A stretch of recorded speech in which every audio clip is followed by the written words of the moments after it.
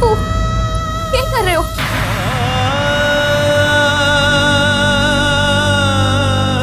तो विक्रम को भूलकर कुंवर शाह से ब्याह कर ले, वरना तारी जीजी जीवन भर कभी सुखी ना हो पाएगी। ये क्या कह रहे हो आप बापू? हमारी खुशी के वास्ते रसाल की खुशियों की बलि चढ़ाना चाहो आप? मैं ठीक हूं। आप हमारे वास्ते रसाल को मजबूर ना करो। अरे मजबूर तो मैं हो गया हूं। एक बाप होकर अपनी एक छोरी की खुशियों का गला घोंटकर दूसरी को जीवन देना चाहूं। ना बापू, आप चिंता ना करो। आप बस जल्द से जल्द रसाल का ब्याह विक्रम से करवा दो। फिर हमें चाहे गांव बिरादरी छोड़कर जाना पड़े, हम चले जाएंगे बापू। हमारा जीवन तो बर्बाद हो चुका है। हमारे वास्ते हमारी बहन का जीवन बर्बाद ना करो। और तू क्या करेगी? जीवन भर पियर में बैठ करके अपने भाग को कोसती रहेगी। थारा बापू जीवन भर थारे को सहारा न दे पावेगा। अरे मारे मरने के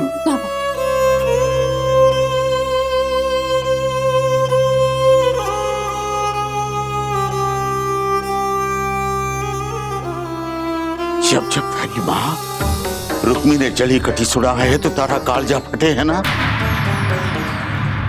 तने थारी जीजी के लिए कुछ करना है तो ये समझ कि माताजी महाराज ने थारे को थारी जीजी का कर्ज उतारने का मौका दिया है। अरे बचपन में जे रुक्मी अपनी जान खतरे में डाल करके थारे को आग से न बचाती तो तू आज विक्रम से प्रेम करने के लिए जिंदा ना होती।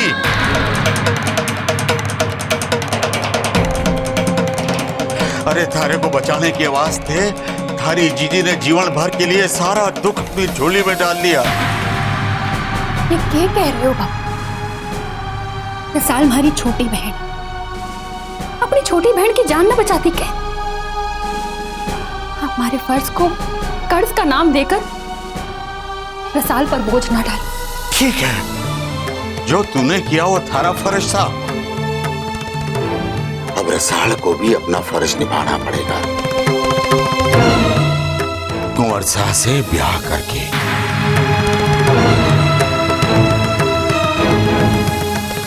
आज की रात थारे को जितना सोचना है सोच, जितना रोना है रो। कल सुबह मारे को जवाब दे, वो भी सिर्फ हाँ में।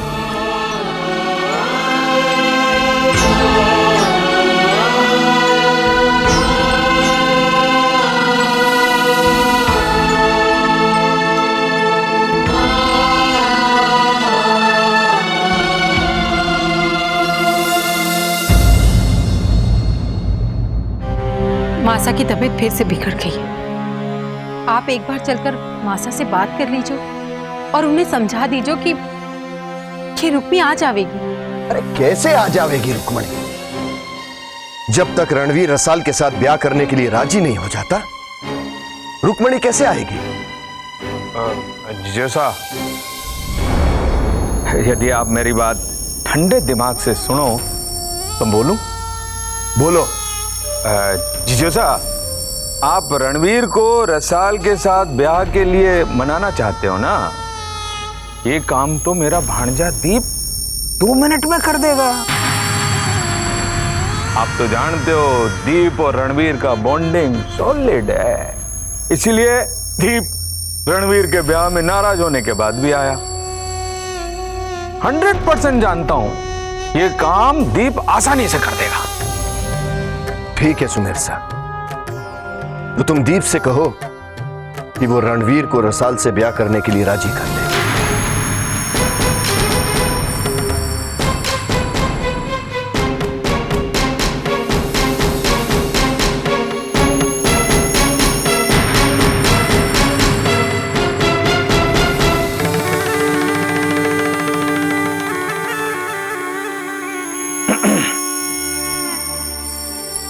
लो कुंवर सा, अभी मारो दुखड़ो पूरो हुआ को नहीं कि पधार गए आपके मामू सा। नहीं, आज मैं कुंवर सा को यहाँ से जाने ना दूंगी। और आप ऐसे वक्त पर क्यों आ जाते हो जब कुंवर सा हमारे करीब होते हैं? आप जाइए यहाँ से।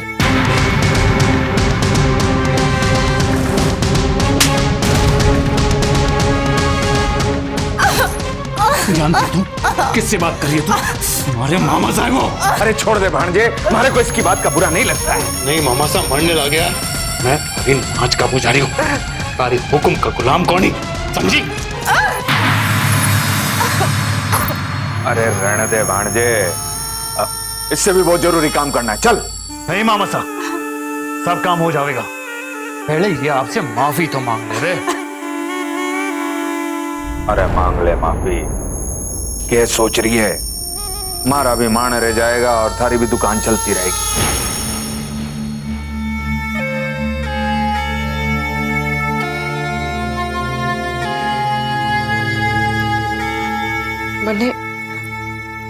मने माफ कर दो। बढ़िया है, मामलो सुलझ गया।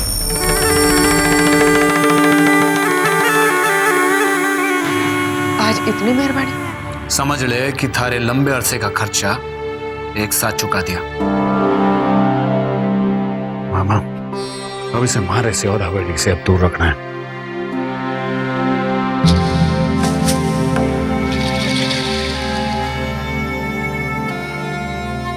कुंवर सा, मैं भी इतनी आसानी से आपका पीछा छोड़ने वाली कौन है?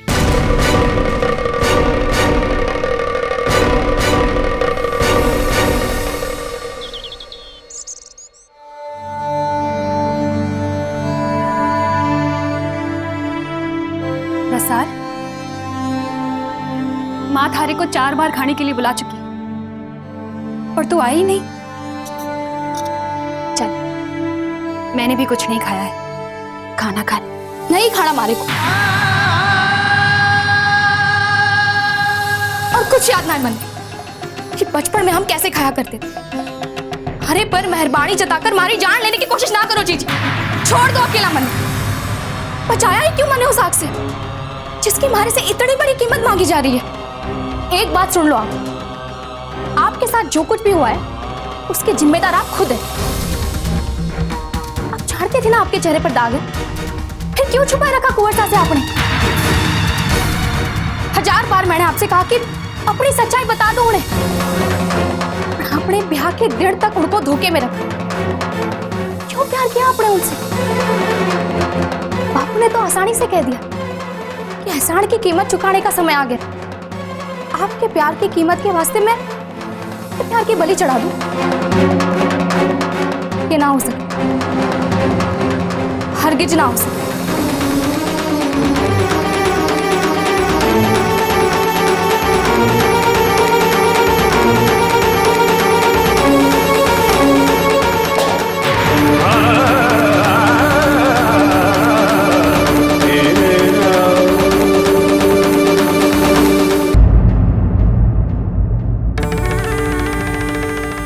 रणवीर, ये थारे वास्ते ना है। भाई साहब, कभी आप ही ने इसे मेरी बीमारी की दवा बताया था। बेशक यही दवा दिया था थारे को,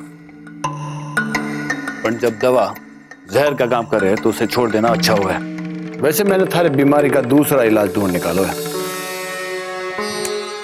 इतनी आसानी से मेरी बीमारी का इलाज नहीं मिलेगा भाई साहब।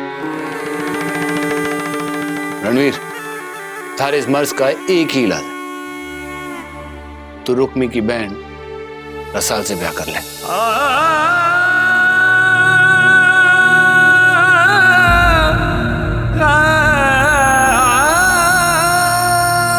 क्या भाई साहब, ये पीने से मना कर रहे हैं और जहर पीने की सलाह दे रहे हैं? अरे भांजे, तूने वो कहावत तो सुनी होगी, जहर का इलाज जहर से होता है। मामो साहब, आप क्यों हमारे भाई से पहलियों में बात कर रहे हो? रणवीर, पहली बात, क्या तू ना चाहे हमारी दादी सा जो भूखी प्यासी बैठी वो ठीक हो जाए? मैं ऐसा क्यों नहीं चाहूंगा भाई साहब? और क्या, तूने इतनी आसानी से बुला देगा जिसने थारे भोलेपन का फायदा उठाकर थारे को धोखा दिया है? नहीं भाई साहब, रुक्मी को तो मैं कभी माफ नहीं कर सकता। आखिर उसने मेरे सपनों को चूर चूर किया। और इसमें सिर्फ रुक्मी ही नहीं, उसका पूरा परिवार शामिल है। उसके पिता मदन सिंह ने धोखे से तारे तायसा से जमीन हासिल कर ली, और रसाल थारे को ये फोन करके बता सकती है कि उसकी बहन का ब्याह किसी विदुर से होने जा रहा है, पर ये नहीं बता सकती है कि उसकी बहन का चेहरा जला हुआ है। उस घीसू ने बताया थारे को कुछ भी? उसने भी नहीं बताया। और रसाल ये दावा करती है कि चिट्ठी लिखकर थारे को सब कुछ बता दिया, और वो चिट्ठी किसी के हाथ लगने से पहले रुक्मी ने जला दिया।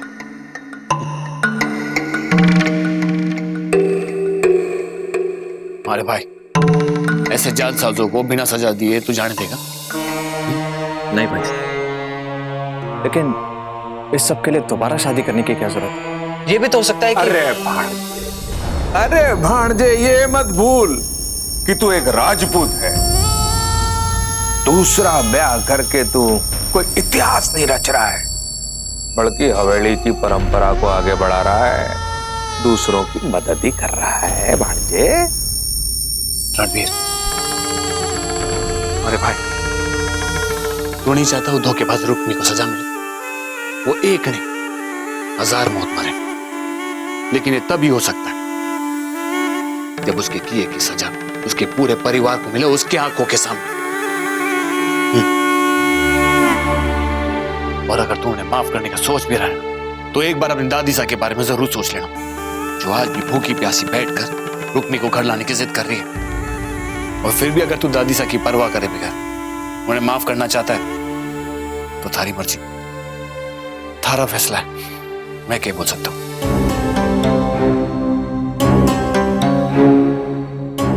भाई साहब, आप मुझे कल सुबह तक सोचने का वक्त दीजिए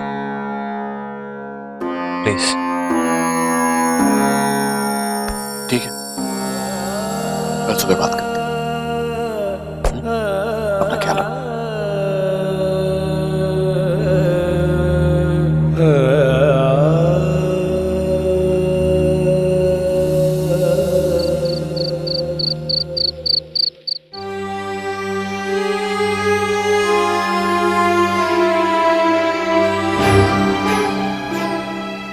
अब बंद कर रोना रसाल।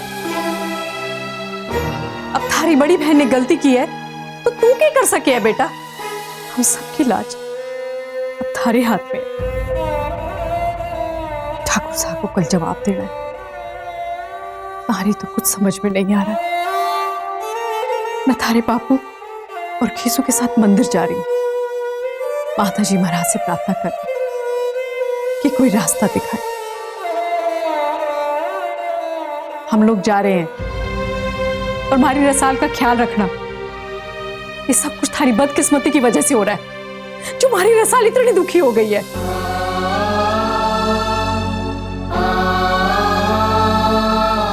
चलो जी, रसाल के बापू, हीसू, चाल।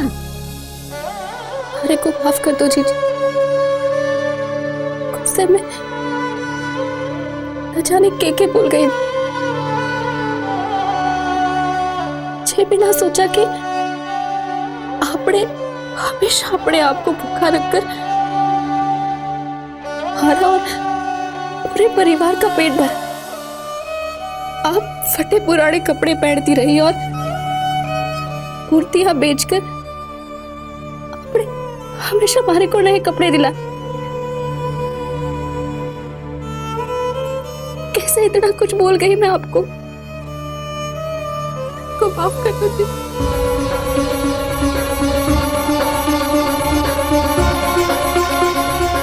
जीजी। कट्ठे हो आप?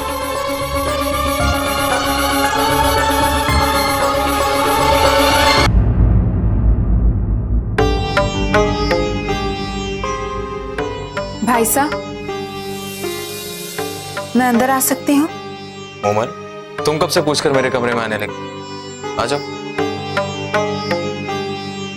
मामा से आपके बारे में जानकर रहा नहीं गया, सोचा मिलकर बात कर लूं। तब तो दीप भाई से भी तुम्हारी बात हुई हो? जी, और मुझे लगता है कि दीप भाई का सोचना बिल्कुल सही है। आपको रसाल से ब्याह करना ही चाहिए। उमल, रुक्मी के किए की सजा मैं रसाल को दूं, ये क्या ठीक है? और वैसे भी रसाल विक्रम से प्यार करते और बहुत जल्द उससे शादी भी होने वाली। मतलब आप रुक्मी और उसके परिवार को माफ कर देना चाहते हैं?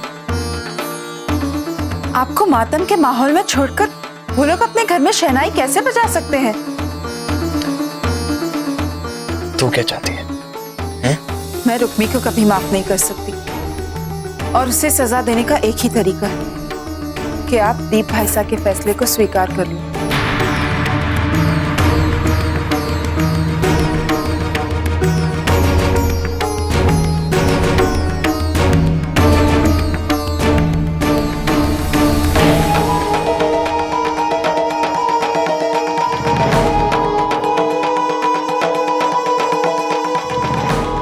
मैं तुमसे प्यार करता हूं रुक्मी, और सिर्फ इतना ही जानता हूं।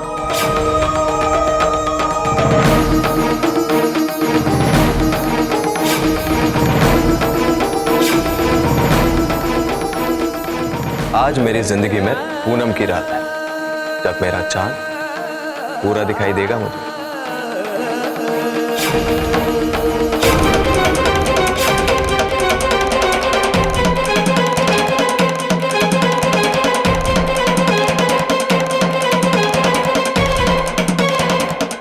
मुझे धोखा दिया है तुमने, विश्वास तोड़ा है।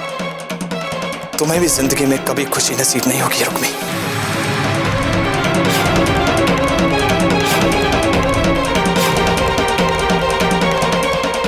अरे मर जाने दे, आज मैं अपने आप को खत्म कर दूंगा। जिसने हमारा जीवन मुश्किल कर दिया वो मरेगा।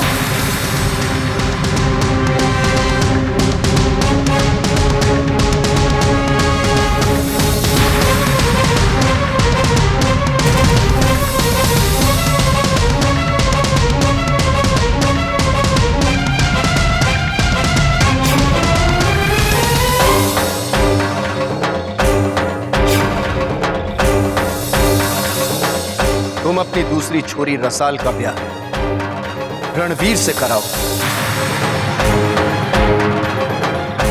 आपके साथ जो कुछ भी हुआ है उसके जिम्मेदार आप खुद हैं। आपके प्यार की कीमत के वास्ते मैं प्यार की बलि चढ़ा दूं। मैं ऐसा कभी नहीं चाहूं कि अपनी खुशी के लिए हमारी बहन की खुशियां छिन जावे।